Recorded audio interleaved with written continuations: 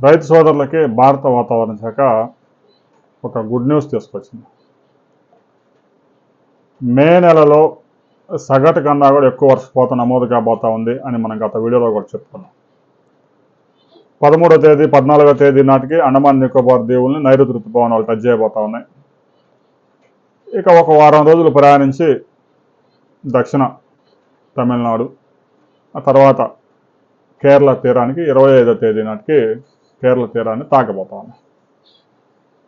ఈలోగా భారతదేశంలో అనేక రాష్ట్రాల్లో విపరీతమైన ఎండలతో పాటుగా సాయంత్రానికి వడగళ్లతో కూడిన వర్షాలు విరుచుకుపడే ప్రమాదం ఉంది అనే విషయాన్ని భారత వాతావరణ శాఖ స్పష్టంగా చెప్పింది.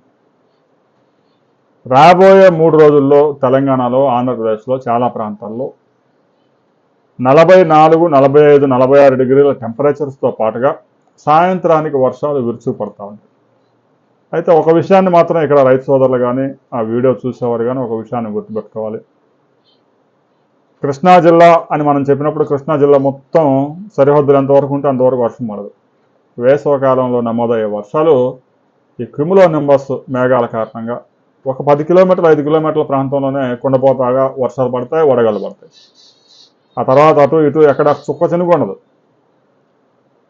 అందువల్ల జిల్లా పేరు చెప్పినప్పుడు ఆ జిల్లా మొత్తం వర్షాలు పడలేదు, మా ఊర్లో చుక్క చినుకు లేదు, వామిటింగ్ వస్తున్నాయని కొంతమంది మెసేజ్లు పెడతా ఉన్నారు.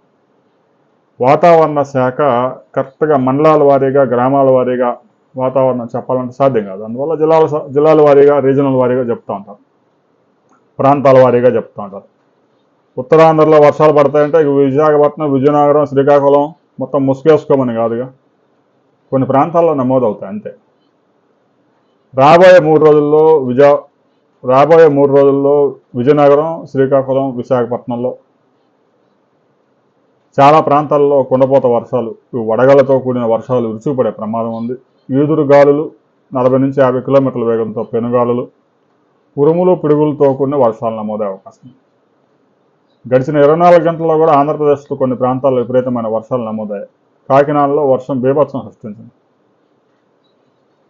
ఇక రాబోయే 4 రోజుల్లో తెలంగాణ ప్రాంతంలో కూడా కొన్ని ప్రాంతాల్లో వడగళ్ల వర్షాలు ముంచెత్తే ప్రమాదం ఉంది. రైతు సోదరులు ఎవరైతే వరి ధాన్యం ప్యాడీ హార్వెస్ట్ చేశారో, మొక్కజొన్న హార్వెస్ట్ చేసి ఇంకా రైతులు కొంతమంది లేటుగా వేసిన వాళ్ళు ఎవరైతే ఉన్నారో, హార్వెస్టింగ్ చేసిన పంటని ధాన్యాన్ని తడవకుండా జాగ్రత్తలు తీసుకోండి.